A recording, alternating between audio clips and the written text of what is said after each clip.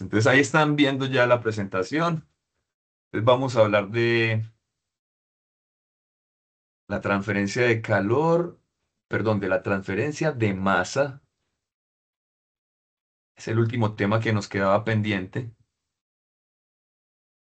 Y en particular es importante que les quede claro que cuando hablamos de transferencia de masa, vamos a hablar de difusión de masa y de convección de masa.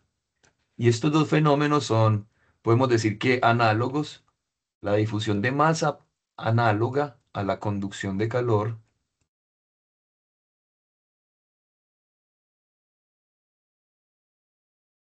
la conducción de calor, y la convección de masa es análoga a la convección de calor. ¿Qué quiere decir eso análogo? En realidad, cuando miremos las ecuaciones de la convección de masa, nos vamos a dar cuenta que son iguales a las ecuaciones, o al menos similares. Las variables son distintas, pero las formas matemáticas, las formas de la física que gobierna la convección de masa y la difusión de masa son análogas en sus formas matemáticas a la convección de calor y a la conducción de calor. Podemos decir que en la transferencia de masa, el único mecanismo que no es análogo y que no existe en la transferencia de masa es la radiación de masa. Es decir, por ondas electromagnéticas no se proyectan partículas o no hay transferencia de partículas al menos por radiación de masa. Bueno, no se transfiere masa por radiación, ese no existe. Es decir, la radiación de la masa no es un fenómeno existente. Es imposible, no existe. Pero los otros dos son análogos a la transferencia de calor. Bueno, aquí vemos alguna figura representativa de hecho, en un sólido o en cualquier arreglo. Esto podría ser dos fluidos, pero pensemos incluso en un sólido donde tenemos dos tipos de átomos, el átomo A, el verde, y el átomo B, el azul, es el átomo B, el azul. Y noten que esto es en un tiempo igual a cero. Posteriormente, en un tiempo mayor que cero, T mayor que cero, va a empezar a ocurrir que los átomos de B se van a empezar a difundir en los átomos de A y los átomos de A se van a difundir entre los átomos de B, como se observa aquí en la figura, donde vemos que por aquí un átomo de B, de A, perdón, entró o se difundió entre los átomos de B. Lo mismo, los átomos azules se han difundido entre los verdes y por aquí vemos algunos rastros de átomos azules que ya están en el mismo sistema coordenado, vemos que se han desplazado a la izquierda. Entonces, la difusión de la masa va a ocurrir siempre que haya una diferencia de concentraciones. Entonces, en la medida que haya una diferencia de concentraciones o de especies químicas, diferencia de concentraciones,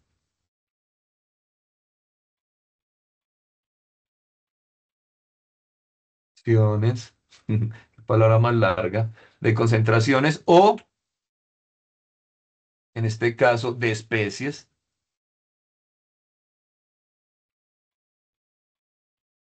Y esas especies, pues son especies, en este caso teníamos los átomos A y los átomos B, y había una difusión de A hacia B y una difusión de B hacia A, como se observaba en la figura.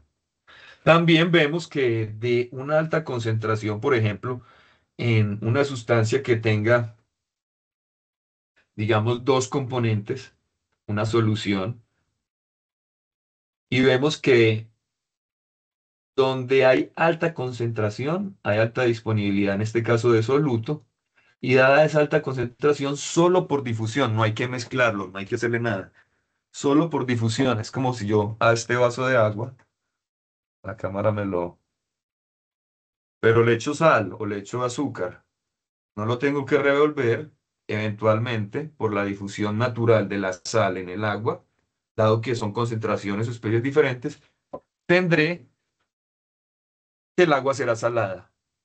Tendré que el agua será salada o azucarada, dependiendo de lo que le he echado. Lo mismo el café. Yo le echo el azúcar y lo dejo ahí, no lo tengo que revolver, pues eventualmente estará dulcecito. Bueno, entonces continuando, ¿alguna pregunta al momento sobre estos fenómenos? Bueno,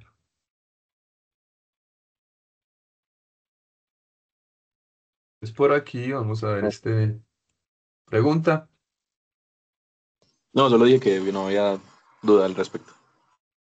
Ah, bueno, gracias. Entonces, listo. Entonces, miren, aquí les muestro una imagen bien representativa y pues yo soy motero, yo sé que muchos de ustedes son moteros. Hablemoslo aquí abiertamente. Yo sé que como comunidad de moteros nos falta mucho en relación a la cultura en las vías. Nos falta muchísimo, hay que decirlo. Ay, no, nos falta muchísimo. Sin embargo, bueno, hay que decirlo que también somos los que pagamos con las vidas más frecuentemente en las carreteras, en las vías.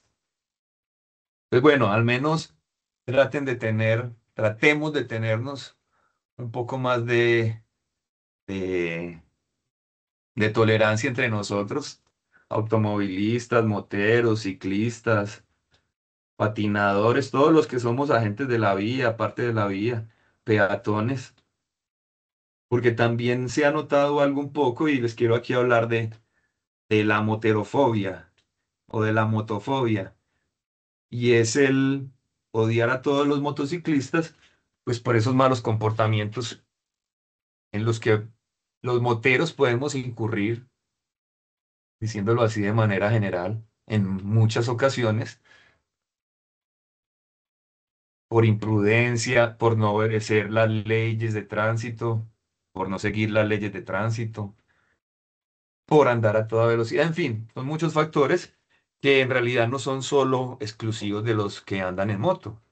En realidad los que andan en todos los vehículos, en cualquier persona que anda en un vehículo puede cometer irregularidades, infracciones, no respetar la ley. Pero a lo que voy es a tratar de tener esa conciencia de todos somos actores viales y los motociclistas, sí, con nuestras imprudencias, nos hemos ganado también un poco ese odio. Pero ojo con eso, muchachos, hay que tratemos de tener tolerancia en la vida, ser conscientes de esto. Bueno, ¿y a qué voy con esto? ¿Quién me cuenta cómo es el tráfico y cómo se desenvuelven, por ejemplo, diferentes actores en una carretera, siendo motociclista y estando en una situación de trancón? ¿Qué pasa con los diferentes agentes o con los diferentes tipos de personas que van en los diferentes tipos de vehículos? Se detiene todo, ¿qué pasa? Profe, pues que evidentemente los vehículos por el espacio no avanzan, pues avanzan muy lento y las motos que sí tienen como el espacio a la mitad, como se ve en la imagen, sí, pues ocupan ese espacio ya sea haciendo una fila que a veces avanza y a veces no avanza. Y a veces pues hay gente que quiere meter, que le quiere meter a uno, o uno le quiere meter, pues depende del tiempo como uno vaya. Entonces sí, Todos básicamente tenemos es como afán, eso. ¿cierto? Todos tenemos Eh, afán. Pero así es, lo que dice Diego, ¿cierto? Diego, eh, en la imagen lo vemos, ¿sí? Pues a los vehículos no les queda otra opción que andar en fila, por más que quieran. Y tal vez esa es una de las rabias que los moteros en realidad pueden hacerse, como decimos, hacerse pequeñitos, hacerse chiquitos y caber por cualquier espacio y llegar hasta adelante. Uno llega en el semáforo, generalmente uno llega hasta delante del semáforo. Si tiene la posibilidad, uno empieza a pasar, a culebrear, pasar, hasta que llega delante del semáforo. Y es lo que dice Diego, bueno, pues es el mismo espacio, el mismo tamaño y una norma básica en en la difusión de la masa. Y es que los cuerpos más pequeños se difunden más rápidamente entre otros cuerpos, como nos lo muestra la naturaleza en la vía. Un ciclista, un patinador, incluso el patinador pasa por cualquier huequito de esos, mucho más fácil que la moto. Entonces, mientras más pequeño, más fácil se difunde. Y es una regla, entonces, para cualquier elemento, y pongámoslo en esos términos, si vamos a ver, yo busco por aquí una tabla periódica,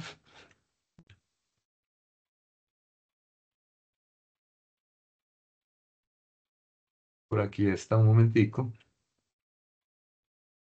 Entonces, recuerdan la tabla periódica, algo muy familiar para cualquier ingeniero, pero observen, el hidrógeno es el átomo más simple de todos. Un protón, un protón, y sabemos que en tamaños, en masa atómica, en la medida que vamos aumentando de número, el átomo va creciendo tanto en protones como en electrones que lo rodean. Entonces, obviamente, el hidrógeno como gas se difunde muy fácilmente en cualquier medio. El hidrógeno se mezcla muy fácilmente, se difunde muy rápidamente, porque no solamente visualícenlo con los sólidos, visualícenlo, trátenlo de visualizar también con los gases. En los gases también ocurren, así las cuerpos de gases estén moviéndose. Si se están moviendo, pero este hidrógeno, que es más pequeño, se puede mover muy fácilmente entre ellos, nuevamente el hidrógeno se va a difundir. Y de hecho esto es un tema relevante ahora estamos viviendo una situación que podemos decir de transición transición energética. Hace poco leía que nos tomó como 20 años producir o tener instalado un teravatio de energía solar y nos tomó solo un año duplicar ese teravatio. 20 años para tener un teravatio solar de energía solar y un año para duplicarla, es decir, para tener 2 teravatios. Lo que es sorprendente, es decir, estamos en una transición, estamos tratando de producir más hidrógeno, combustibles alternativos, en fin, y es relevante en la medida que este hidrógeno, por ejemplo, estamos planeando inyectarlo a las tuberías de gas natural. Y resulta que ese hidrógeno, cuando se inyecta en las tuberías, pues se ha encontrado que el hidrógeno al difundirse en los metales, por ejemplo en el acero, se ha encontrado que el hidrógeno se difunde en el acero y esos cuerpos de hidrógeno fragilizan el metal. Entonces, generan, digamos, como en esos intersticios, digamos,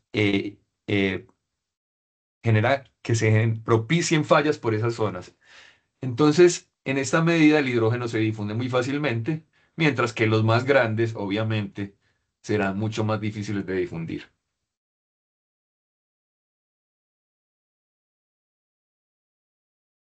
Y aquí voy a algo un poco relevante.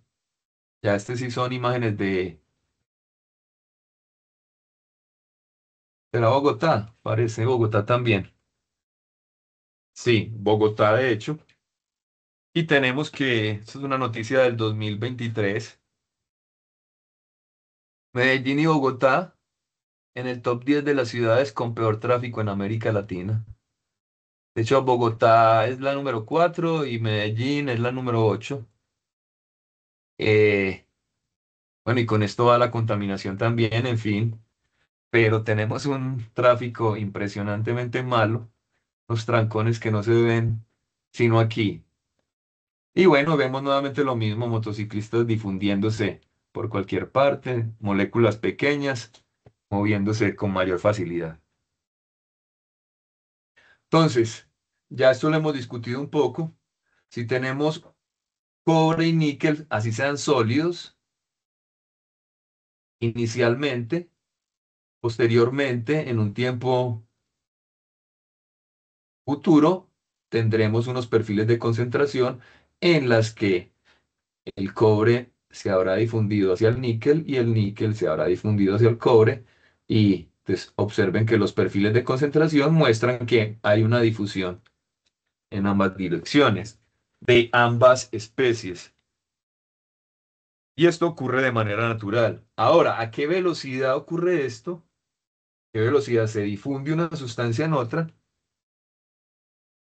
De hecho, esto lo estudiamos con una propiedad que se llama la difusividad de masa. La difusividad de masa. Por ejemplo, digamos que este es la sustancia, digamos que cobre es la sustancia A y digamos que níquel es la sustancia B. Decimos que la difusividad de masa de A en B es igual a D sub A B. Y las unidades de la difusividad, las unidades de cualquier difusividad, son los metros cuadrados por segundo. Entonces, les estaba diciendo que a qué velocidad se difunde el A en el B. Pues esa cantidad nos lo mide la difusividad de A en B y esa difusividad se mide en metros cuadrados por segundo. Recuerden que la difusividad, la térmica, antes digamos difusividad térmica, son comillas, la térmica que es alfa, también se da en unidades de metros cuadrados por segundo. Y la viscosidad cinemática, que es difusividad de cantidad de movimiento, también se da en metros cuadrados por segundo. Entonces, todas las difusividades en la física se dan en metros cuadrados por segundo. Entonces, ahora les estaba comentando que la propiedad que nos dice a qué velocidad se difunde una sustancia en otra se llama la difusividad de A en B o la difusividad de masa de la sustancia A en la sustancia B. Y la denotamos como D sub A, D mayúscula, B. Donde A puede ser, por ejemplo, el cobre y B puede ser el níquel. Listo. Entonces, esta, digamos, variable o de proporción a la difusividad es análoga a lo que es la conductividad de calor. Es análoga a la conductividad de calor.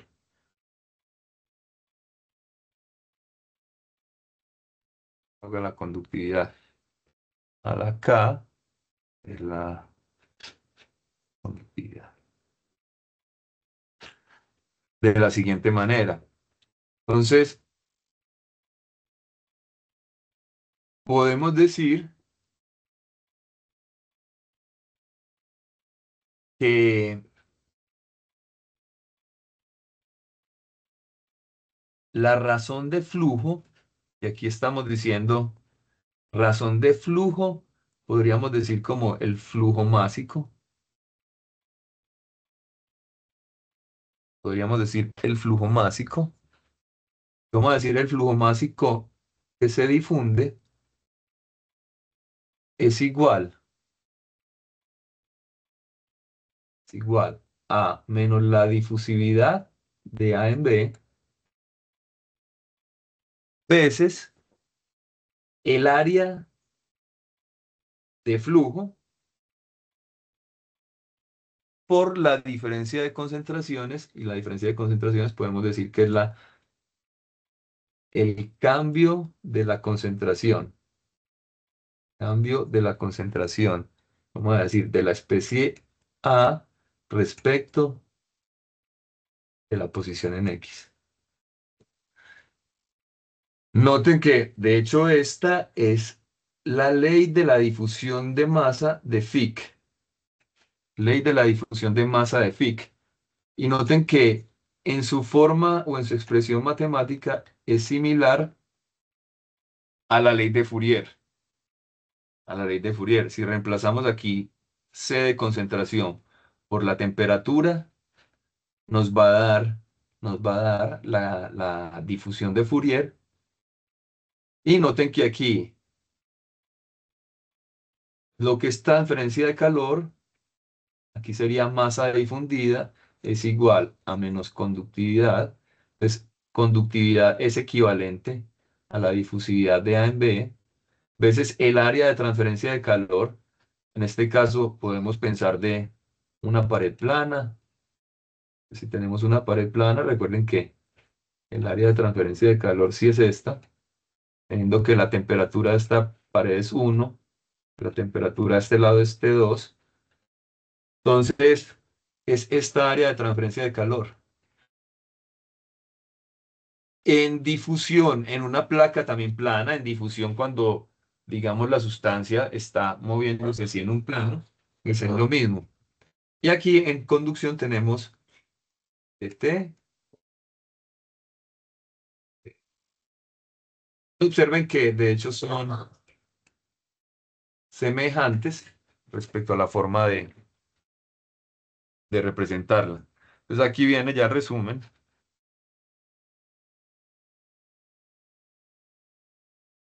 Pues noten, la ley de Fourier para la conducción nos dice que la tasa de transferencia de calor es menos la conductividad por el área por dt de x. Y la ley de Fick, ya que apareció este otro señor Fick, para la difusión de masa, nos dice que el flujo de masa difundido es proporcional a menos la constante de proporcionalidad de la difusión de esa sustancia en la otra, el área de flujo, en este caso nuevamente sería la misma área de profundidad que estamos viendo para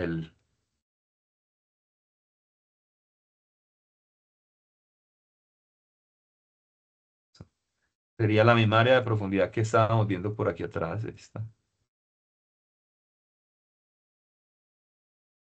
Es decir, la que vemos en el corte, es el área. Ay, y de escribir con el mouse, listo. Entonces ese es el área y es equivalente a también cuando voy a difundir masa a través de, digamos, una pared plana y podemos decir que aquí está la concentración de A y aquí está la concentración de B.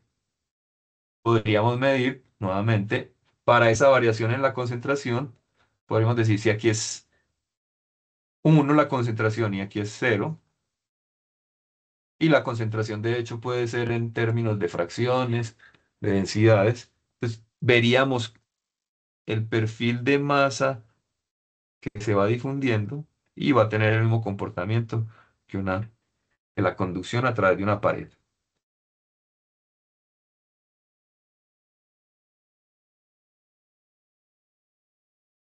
Bueno, el foco aquí es qué tan análogas son la transferencia de calor y la transferencia de masa, y podemos decir lo siguiente.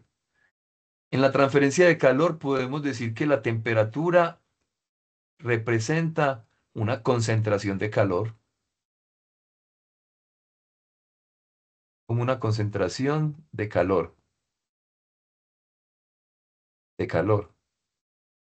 Es decir, más alta temperatura nos representa como mayor concentración de calor, como se muestra aquí. 70 grados, mayor concentración de calor.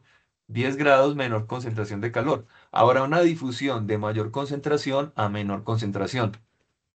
Al igual que en una situación en la que hay 70% de CO2 en esta región y 10% apenas en esta región, habrá una difusión de masa en esa dirección de mayor concentración a menor concentración. Y esa siempre es la dirección. La difusión ocurre de mayor concentración a menor concentración. Al igual que la transferencia de calor ocurre de mayor temperatura a menor temperatura. Bueno, ya habíamos hablado, hay radiación térmica, pero no hay radiación de masa. Y cuando empezamos a resolver, por ejemplo, el perfil de temperatura para la ecuación diferencial que representa la conducción unidimensional en una placa plana, y resolvemos la ecuación diferencial para la concentración o la masa difundida de una especie en una placa plana, pues encontramos, uno, que las ecuaciones son análogas, tienen la misma forma, el factor de proporcionalidad, difusividad del área y una diferencial. Por tanto, las soluciones pues toman la misma forma. Observen que aquí el perfil de temperaturas tiene la misma forma del perfil de concentración de la especie A, donde aquí es mayor concentración de A, aquí es menor concentración de A. Aquí hay mayor temperatura y aquí hay menor temperatura. Pero la física nos dirá exactamente que son formas matemáticas similares.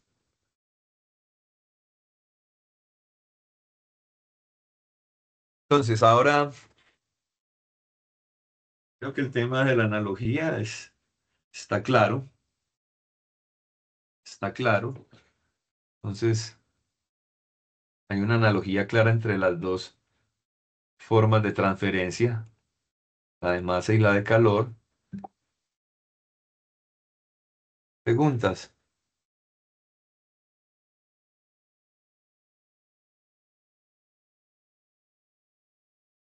Bueno, no, por ahí había escuchado como un chat. Bueno, hemos hablado de la ley de Fick, que es el equivalente a la ley de Fourier. Es decir, si saben presentar la ley de Fourier, saben presentar matemáticamente la ley de Fick, teniendo en cuenta que Fourier utiliza gradientes térmicos y la constante de proporcionalidad es la conductividad, y Fick utiliza gradientes másicos o de concentración y su constante de proporcionalidad es la difusividad másica de A en B.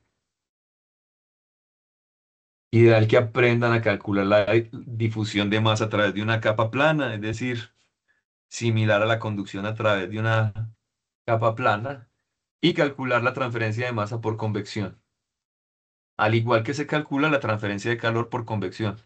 Ya vamos a analizar un poco la convección de masa. Bueno, y finalmente, en realidad todos los fenómenos de transferencia de masa se aumentan, se incentivan con el calor al aumentar la temperatura.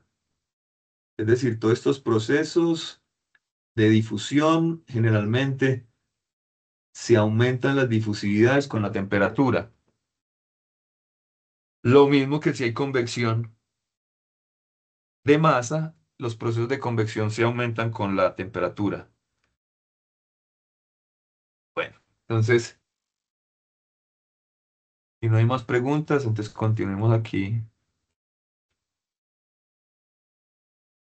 Les había hablado ya de la difusión del hidrógeno en el acero. Noten aquí que el radio está todo relacionado al radio atómico. Es 53 picómetros y el del hierro es 156. Entonces cabe perfectamente entre los intersticios. Y esto explica pues que el hidrógeno en el acero genere fragilización.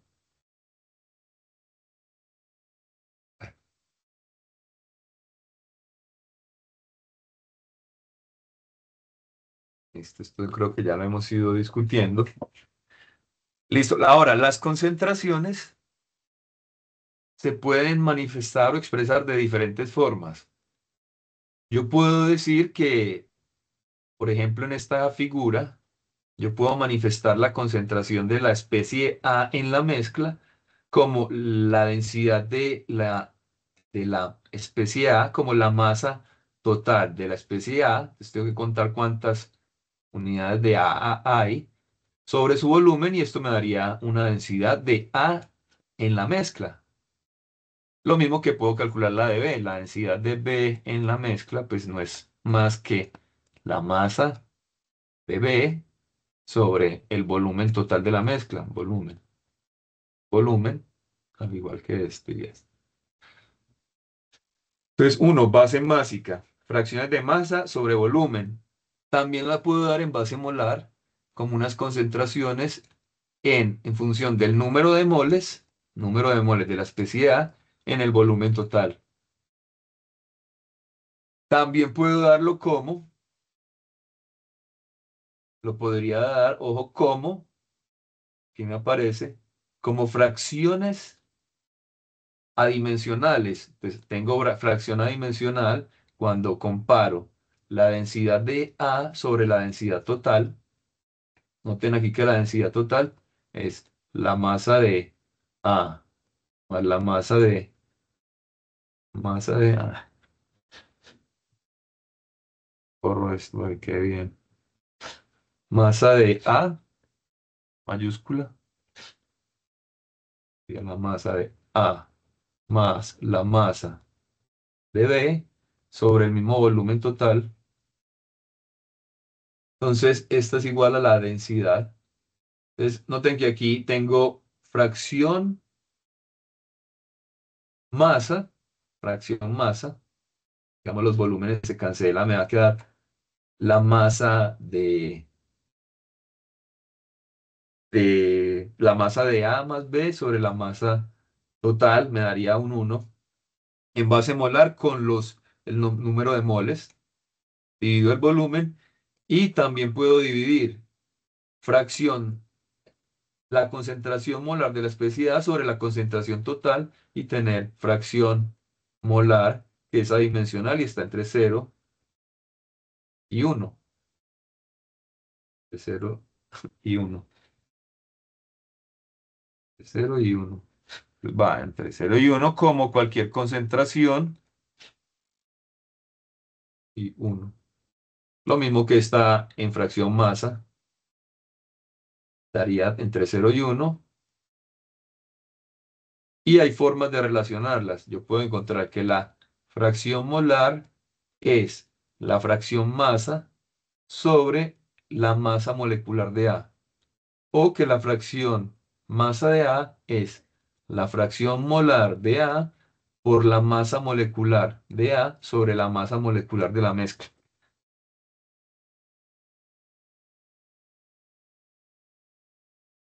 Bueno, con eso no se enreden de momento. El tema es, yo puedo manifestar las concentraciones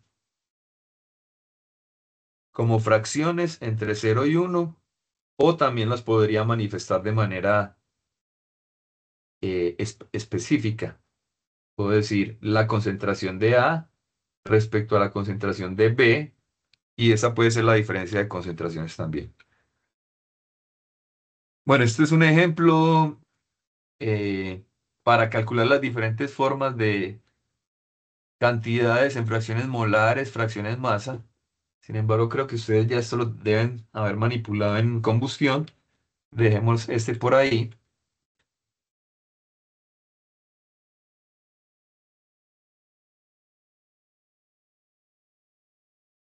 Bueno, la ley de los gases ideales, es importante pues tener en cuenta que para calcular digamos, la densidad masa de A en esta mezcla que hay A y B, entonces la densidad de A, y necesito calcular la densidad de B.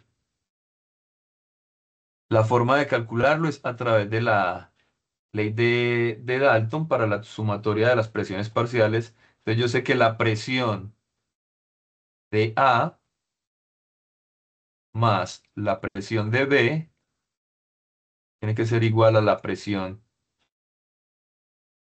total. De esta forma yo voy a saber cuánta, digamos, cuál es la concentración y la cantidad de masa que hay disponible y la diferencia de concentraciones también.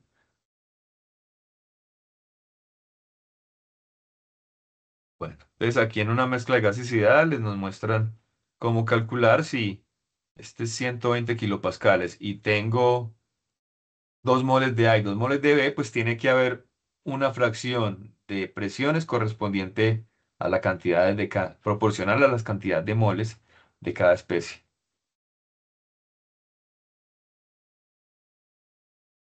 Bueno, eso en relación a la teoría de Fick, de la ley de Fick, en realidad es muy sencilla y nos basamos en que para calcular la transferencia de masa, pues a ver, entendiendo la ley de Fourier, queda muy fácil transitar hacia hacia esas formas de cálculo. Entonces, pues a ustedes el reto es visualizar esos ejercicios que hay ahí en el libro y en la vida real, pues en cualquier situación que tengan, una situación de difusión de masa, pues que empiecen a utilizar esos conceptos también de transferencia de masa o de difusión de masa a través de un plano.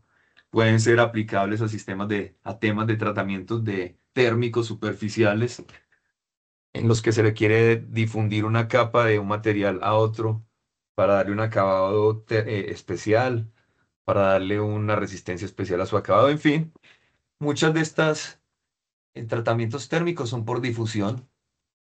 Entonces puede ser útil los ejercicios que hay sobre transferencia de masa respecto a eso. Ahora vamos a hablar de la convección de masa. Y como lo hemos dicho antes, la convección de masa es análoga a la convección de calor. En cualquier situación que yo logre aumentar la transferencia de calor por convección, simultáneamente voy a aumentar la transferencia de masa. Y ya sabíamos, por ejemplo, que la convección de calor, vamos a decirlo, sabíamos que el número de Nusselt en la convección forzada,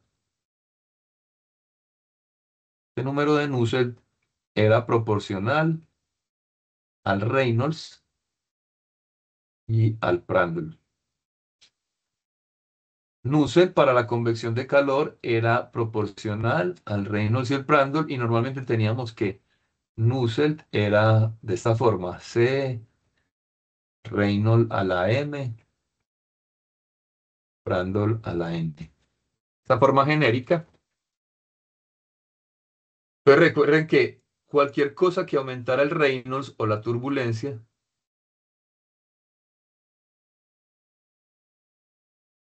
aumentaba el coeficiente de transferencia de calor, dado que esto es H, longitud característica sobre conductividad del fluido. Entonces, cualquier cosa que incremente el Reynolds o incluso el Prandtl va a incrementar el Nusselt. Va a incrementar el Nusselt. Y con ello, la convección de calor.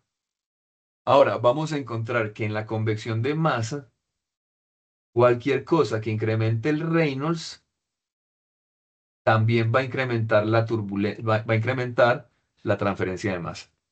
Entonces, por ejemplo, si yo tengo una piscina, como la que se muestra aquí en la figura, y tengo viento a una humedad relativa inferior, pues por convección, de hecho, pensemos que se va a formar una capa límite.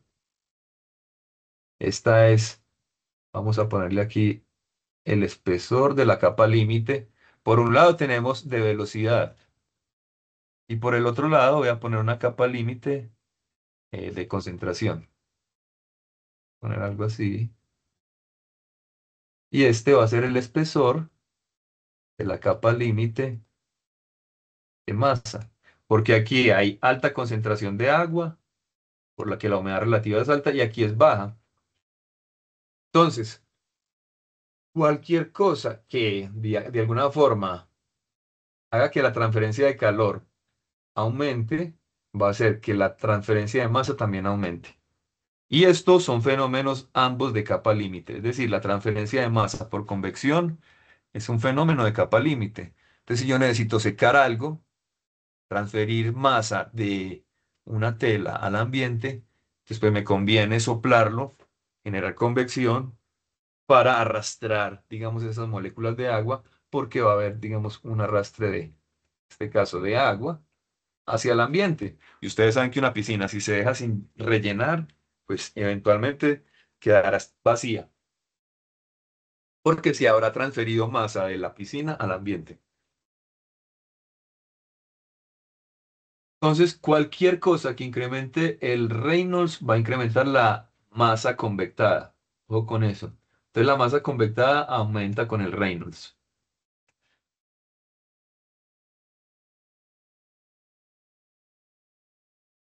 Ahora, les había hablado de la difusividad binaria de masa o de la difusividad de masa. Y resulta que esa difusividad es proporcional normalmente a la temperatura a la 3 medios. Es decir, siempre aumenta con la temperatura normalmente. La difusividad de cualquier sustancia en otra aumenta con la temperatura. Y por eso los tratamientos térmicos de los que nosotros pues, somos muy, en muchos casos responsables de diseñar de tratamientos térmicos, pues se elevan las temperaturas para lograr que haya una difusión. Interesantemente, eh, si aumentamos la presión, la difusividad de A en B disminuye. Interesantemente. Noten aquí cómo va cambiando, por ejemplo, para el oxígeno, la difusividad binaria al aumentar la temperatura. Y de hecho son varios órdenes de magnitud. Y entre 0,95 y 10, pues ya hay 10 veces, ya es casi 50 veces esa difusividad por aumentar la temperatura.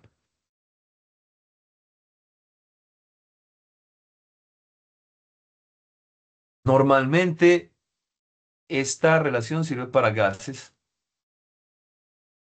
para difusión entre gases, y esto se basa en la teoría de cinética de gases, pues tiene en cuenta el tamaño de las moléculas, en fin.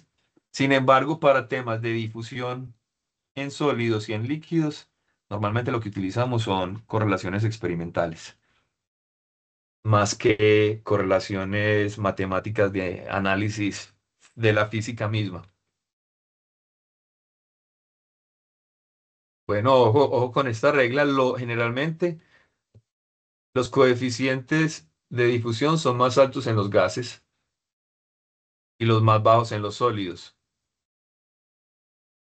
Los coeficientes de difusión de los gases son mayores que los de los líquidos y de hecho en varios órdenes de magnitud, en varios órdenes de magnitud, en varios órdenes de magnitud. Entonces, mientras más separadas las moléculas o más pequeñas, más fácil se van a difundir. Ya eso lo hemos dicho. Lo mismo, mientras más estrechos el arreglo, más difícil que se difunda. Los coeficientes de difusión se incrementan con la temperatura, ya lo vimos. Y por ejemplo, la difusión del carbono en el hierro, recuerden que esto ¿qué hace? Carbono más hierro, acero, ¿cierto? Carbono más hierro, esto es acero. Y en algunos tratamientos térmicos, pues queremos difundir ese carbono en ese hierro. Y en un endurecimiento, por ejemplo, eh, incrementamos la difusión al aumentar la temperatura hasta los 1000 Celsius y de esa forma hacer que el carbono se difunda en la pieza. Bueno, aquí hay varias correlaciones para difusividades binarias a una temperatura dada para varias sustancias de aire en acetona, aire en amoníaco. Normalmente el aire es la referencia. Listo.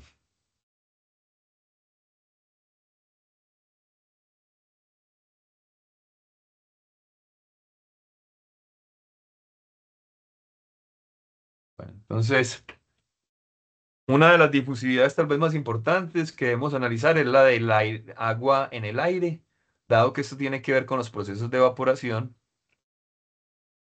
Y se ha encontrado entonces que esa difusividad del vapor de agua en el aire es proporcional a la temperatura a la 2.072, muy al cuadrado, casi al cuadrado perfecto.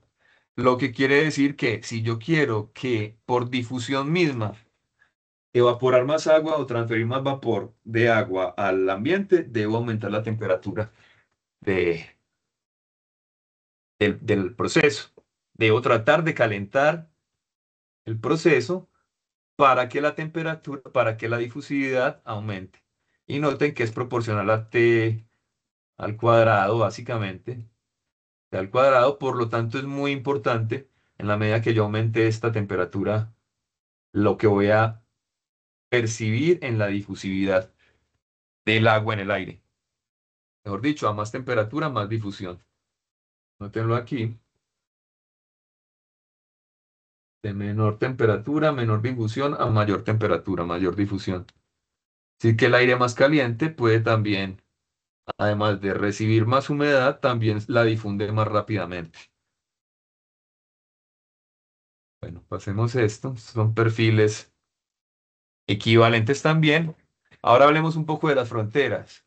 Recuerden que en transferencia de calor veíamos que para la conducción podíamos tener una superficie aislada donde la transferencia de calor es cero por esa superficie y el gradiente de la temperatura en ese punto es cero. Pues en la pendiente de T de X en este punto, cuando es aislado, es cero. Y lo equivalente a eso para la transferencia de masa es un impermeable. Es decir, yo puedo lograr la condición de no transferencia de masa o no paso de la masa si le pongo un impermeable aquí. Entonces, es muy importante que yo tenga la superficie libre para poder transferir masa en esa dirección. Si yo tengo algo que cierre o selle el sistema, por más que trate de sacarle la humedad, Diego, No, profe, se me prende el micrófono, disculpe. dale. Entonces, si yo tengo un impermeable, no voy a lograr hacer el secado. Y les cuento una experiencia, a ver, particular aquí. Estuve en un proyecto en el que estábamos aprovechando los desechos de estiércol de, del proceso de beneficio del ganado, del que se obtiene la carne de ganado. Resulta que de ese proceso pues obteníamos una biomasa, que era un material ruminal, que es el estiércol, que se obtenía de sacarle todo ese desecho de los estómagos a las vacas.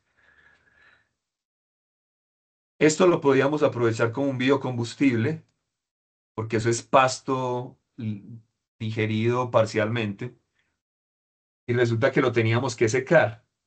El tema es que inicialmente lo metimos en unos costales,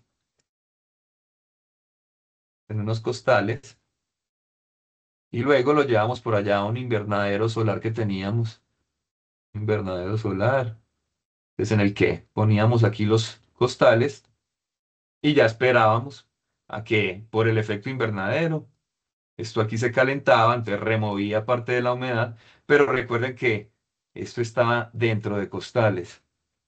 Pues se encontró que dentro de costales el secado de eso tardaba como 15 días, aproximadamente 15 días dentro de costales,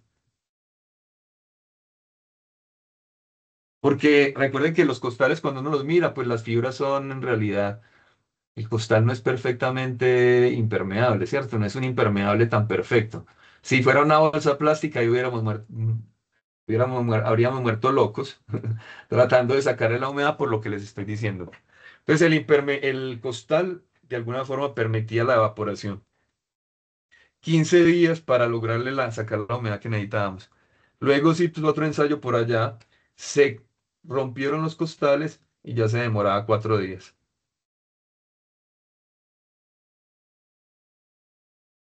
Entonces, lo que hacíamos ya era simplemente en el invernadero, pues vaciábamos todo el el contenido así en el piso, espaciado, y con 4 días ya se lograba el secado. Entonces, claramente, es decir, la barrera impermeable del costal tiene un efecto importante en la tasa de evaporación. Y un impermeable, pues lo podemos describir como una frontera donde la concentración respecto a la ubicación tiene una asíntota o tiene un máximo, y ahí eso indica que por ahí no puede pasar la masa, no puede haber flujo de masa a través de ese punto.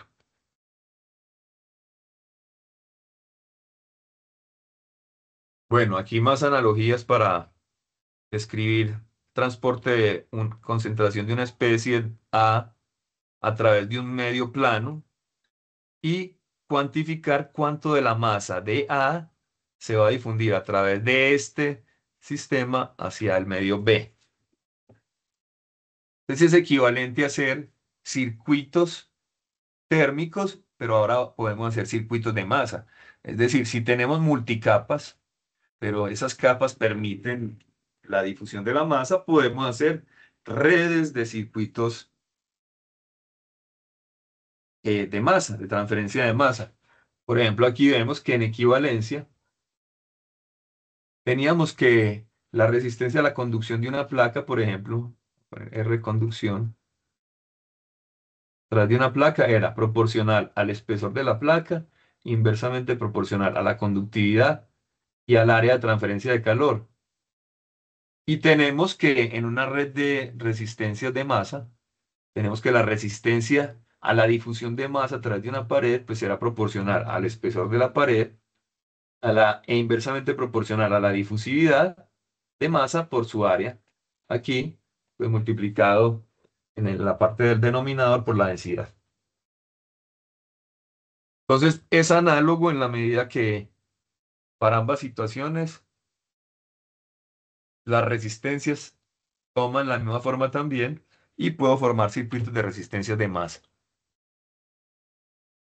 En otras coordenadas sigue aplicando lo mismo. En otras coordenadas, pues podemos generar resistencias a la conducción en coordenadas cilíndricas esféricas. De igual manera, podemos generar resistencias cilíndricas, resistencias esféricas para transferencia de masa a través de casquetes esféricos, casquetes cilíndricos. Listo, entonces, de manera que son completamente similares las analogías y las formas de representarla. La física y la matemática de la transferencia de calor por conducción y convección y la transferencia de masa por difusión y convección, respectivamente. Entonces, ahora solo estamos trayendo, digamos, unas variables adicionales y en la convección recuerden que el concepto fundamental de estudio es la capa límite y hemos discutido al momento capa límite. Entonces hemos hablado de la capa límite térmica, capa límite térmica. Por allá decíamos que su espesor era ρT.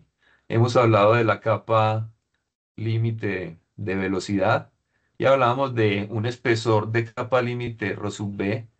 Y ahora vamos a hablar de una capa límite de concentración o de masa y vamos a decir que hay un espesor de la capa límite de masa.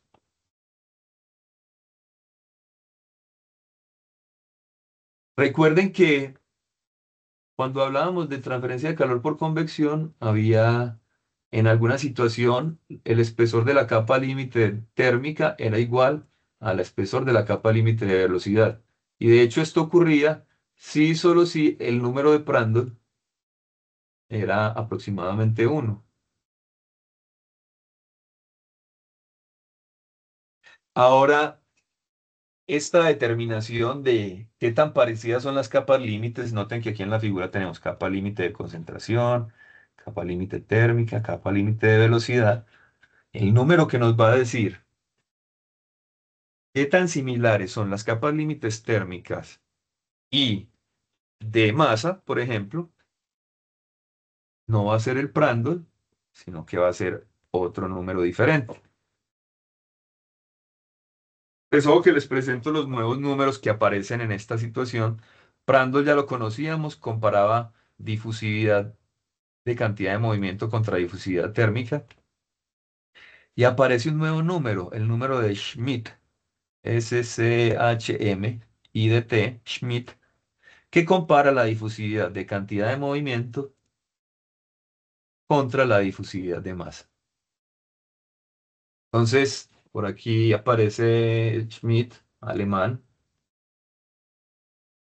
y Schmidt, entonces, ¿qué dijo? Ojo, que aquí comparó. Ah, listo, pues Prandtl comparó difusividad de cantidad de movimiento y eso le permitió analizar espesor de la capa límite de velocidad contra espesor de la capa límite térmica.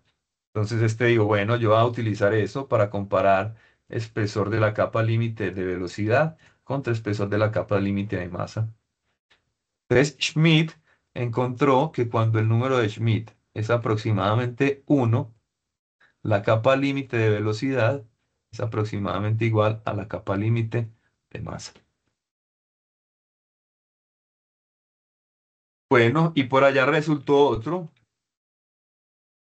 Entonces por allá resultó Lewis. Este es americano. Y Lewis dijo, listo. Prandtl comparó difusividad de cantidad de movimiento contra térmica. Schmidt difusividad de cantidad de movimiento contra masa. Schmidt comparó. Lewis comparó alfa contra difusividad de masa. Otro número adimensional. Todos adimensional, adimensional, adimensional. Entonces Lewis sacó difusividad térmica contra difusividad de masa. Y entonces dijo, ah, listo, si este es 1. Entonces quiere decir que la capa límite térmica es igual a la capa límite de masa. Y de hecho, fue más allá, porque noten que Lewis es como decir, Lewis es igual al número de Schmidt sobre el número de Prandtl. Entonces, también podemos decir, si el número de Schmidt sobre el número de Prandtl es igual a 1, quiere decir que tanto la capa límite de velocidad como la capa límite térmica como la capa límite de masa, todas son iguales.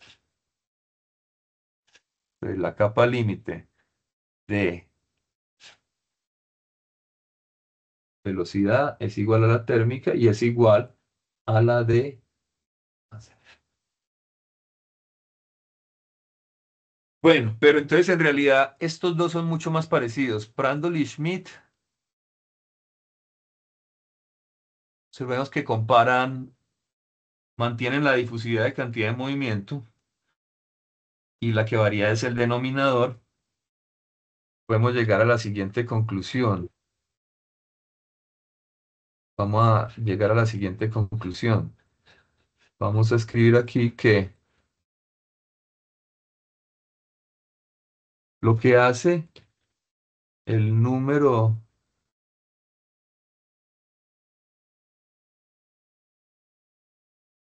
Prandtl para la convección, veamos el tamaño. Este es, este resultado es muy importante. Lo que hace el número de Prandtl para la convección de calor, lo hace vamos a ponerlo así, el número de Schmidt para la convección. Entonces noten esto.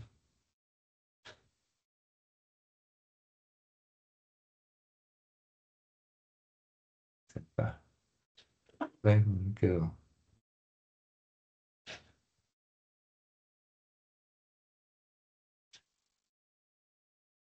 Entonces nos dicen, lo que hace el número de Prandtl Para la convección de calor lo hace el número de Schmidt para la convección de masa. Estas son las relaciones que yo ya les había comentado. Número de Lewis, y aquí vemos a Lewis, ingeniero químico estadounidense. Interesantemente, ambos murieron en la misma fecha, mira, pues el mismo año, 1975, y este también 1975. Este nació 10 años después, no, 10 años antes.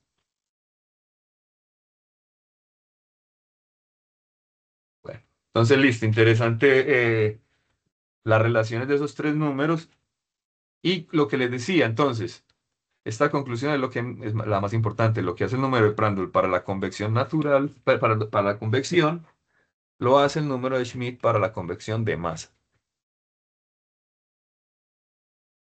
Entonces ahora, por aquí apareció adicionalmente Sherwood,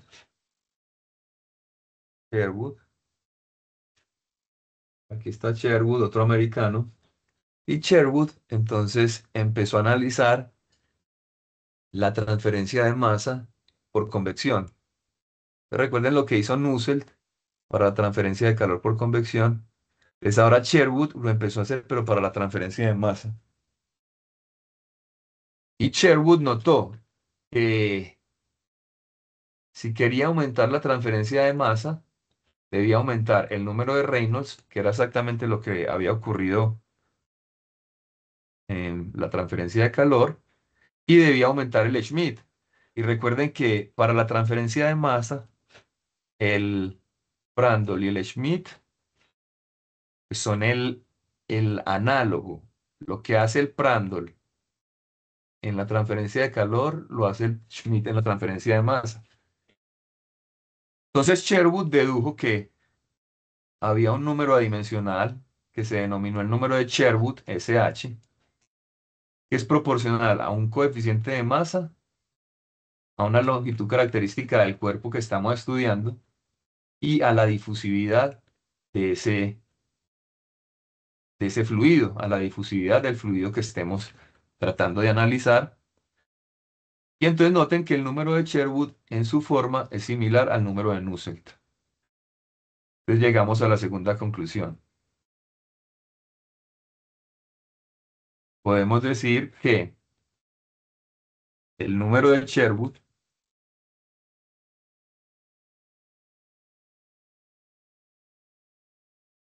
para la convección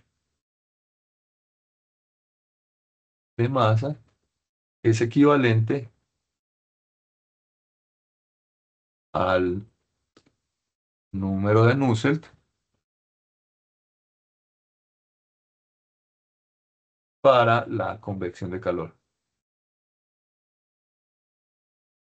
Yo pongo este por aquí para que se vea bien. Entonces, ojo, que la conclusión es que el número de Nusselt para la convección de calor es equivalente al número de Sherwood para la convección de masa.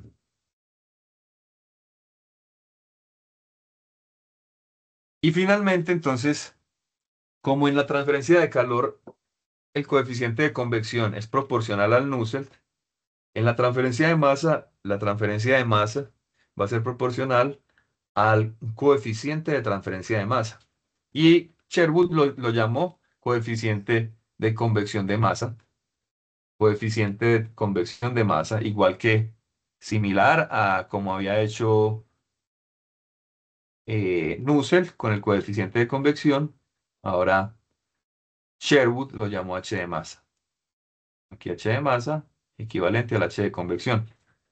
Y notó lo siguiente, notó que las correlaciones que utilizaba Nusselt para transferencia de calor le iban a servir a él de manera análoga para la transferencia de masa, pero reemplazando Prandtl por Sherwood. Ojo, que en la convección natural, pues Sherwood notó que el número de Grashof hacía lo mismo que el número, pues que es el mismo, hace lo mismo que el Reynolds, pero para la convección natural, y en lugar del Prandtl para la convección natural de masa, pues lo iba a reemplazar por el Schmidt. Conclusión, las correlaciones de transferencia de calor le iban a servir para, o las formas de las correlaciones de Nusselt sirven para determinar Sherwood. Y con Sherwood, pues determina uno el H de masa. Entonces, Sherwood se dio cuenta que, dado que todo esto eran fenómenos de capa límite, podía relacionar las propiedades de las capas límites y determinar la convección de masa de la misma manera que ya se han determinado eh, las correlaciones para la convección de calor. Vamos a ver, yo aquí tengo algo, permítame un segundo, que ahí no ven nada.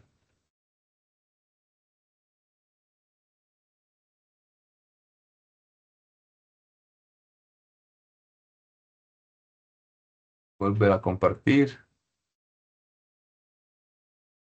Les quiero mostrar entonces. Ahí sí medio se logró ver algo. Entonces, a ver, ¿quién? Vamos a poner aquí la primera. Entonces, observen lo siguiente. Recordemos que ya esto lo hemos ido analizando, pero utilicemos una que sea bastante común. Flujo completamente desarrollado, flujo interno, turbulento, y vamos a utilizar esta que se llama la de Ditus-Volter. Entonces recuerden que Ditus-Volter es para convección en flujo interno, turbulento, y aplica siempre y cuando pues Reynolds sea mayor que 10.000 y el Prandtl esté entre estos dos números. Ahora, muchachos, ¿cómo creen ustedes que sería el número de Sherwood para determinar el coeficiente de masa, de transferencia de masa, en una situación de flujo turbulento? Nuevamente tenemos Reynolds mayor que 10.000, pero ahora queremos saber en flujo interno cuánto va a convectar o cuánto va a ser la convección de masa. Entonces necesitamos calcular el número de Sherwood. Es cómo lo calculamos. ¿Cómo calculamos aquí el número de Sherwood? Con las pistas que yo ya le di de lo que determinó Sherwood, que había una analogía entre las capas límites, que por tanto era solo analizar la diferencia de las capas límites y ver y diferencias de propiedades termofísicas, y con eso iba a poder predecir el Sherwood. Entonces, ¿quién me dice, muchachos? Tengo ¿quién se arriesga? ¿Cómo sería eso? Ok, este es para yo determinar H de convección, H D sobre conductividad del fluido. Eso me da ese número de Nusselt. Aquí lo que quiero es el H de masa veces el diámetro sobre la difusividad de la sustancia. Entonces la pregunta es, ¿cómo calculo este? Teniendo en cuenta que ya Sherwood hizo ese análisis y se dio cuenta que todo eso era análogo, solo había que cambiar un número.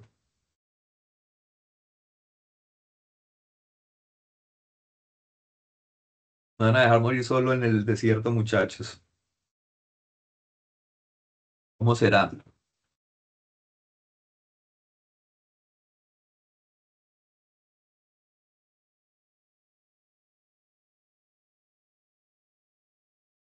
Ninguno, ni idea. Ni idea de cómo sería, cómo se podría cuantificar este número.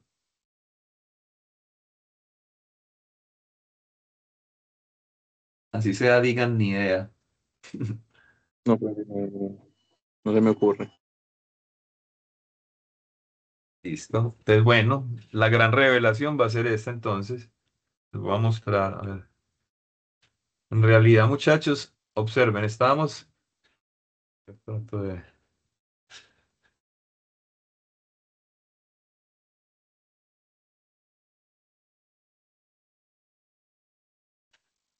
Entonces observen en la pantalla, pues teníamos, les estaba preguntando por la correlación de Ditus-Volter. Mm, Veo ahí transparencia. Entonces les preguntaba, esa correlación es para flujo turbulento, flujo interno, y les preguntaba cómo cuantificar el Sherwood. Entonces ahora, ¿qué observan de esas dos correlaciones?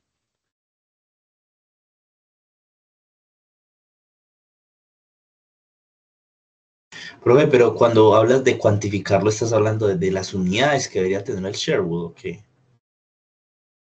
Sherwood es también adimensional, Ah, por eso, epa. Ah, ok. Sí. pero míralo ahí ya en la pantalla. Mira que Nusselt es 0.023, Reynolds a la 0.8, Prandtl a la 1/4. Aplica para Reynolds mayor que 10.000 y Prandtl entre 0.7 y 160. Y Sherwood se dio cuenta que, bueno, como son fenómenos análogos, pues solamente era utilizar lo que la propiedad, lo que iba a incluir, lo que iba a traer en la difusividad de masa, que es el número de Schmidt, que habíamos dicho que el número de Schmidt para la transferencia de masa es el equivalente al número de Prandtl para la transferencia de calor. Entonces, observen que es exactamente la misma ecuación.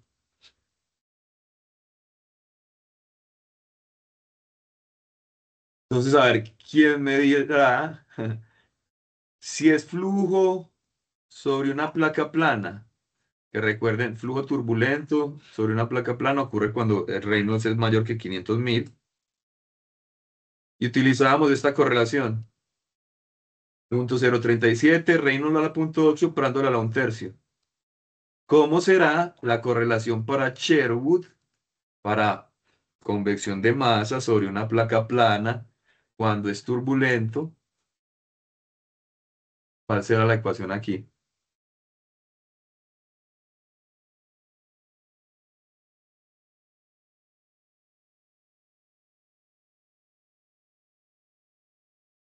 ¿Quién me la dice, muchachos? Se reemplaza el Prandtl por el por el Schmidt. Ok. Correcto. Entonces queda 0.037 Reynolds L a la 0.8. En lugar de Prandtl va el Schmidt. Recuerden que entonces Prandtl me comparaba difusividad de cantidad de movimiento contra alfa y Schmidt difusividad de masa contra alfa. Ah, no, pero me equivoqué. Era arriba va nu,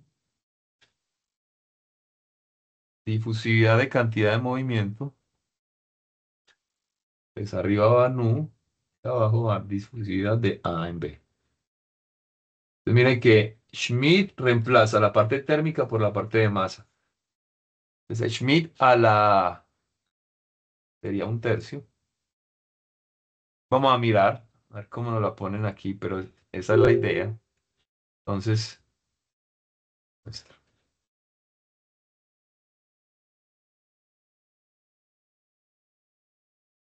observen que todas son exactamente las mismas. Estábamos analizando, sigue siendo la misma. Y de esa forma, entonces, es como, pues se espera que la convección de masa se entienda mucho más fácilmente, puesto que ustedes ya tienen pues, los conceptos de la convección de calor, y dado que es simplemente analizar una capa límite diferente, pues no deberían tener mayores dificultades en hacer la, digamos, la transferencia de lo que ya conocen al, a la transferencia de masa. Entonces, muchachos, yo creo que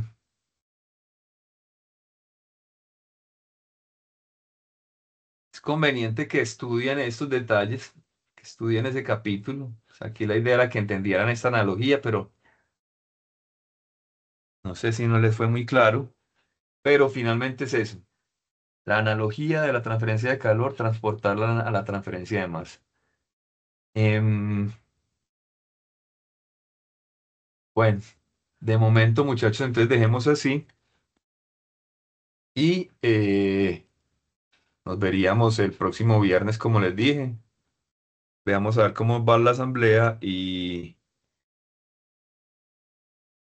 el viernes pongo el trabajo final de todas formas. Listo. Bueno, profe, muchas gracias. Listo, profe, muchas Muchachos, gracias. Hasta luego. estamos hablando pues. Hasta pronto. Listo, profe, muchas gracias. Hasta luego. Hasta luego. Hasta luego.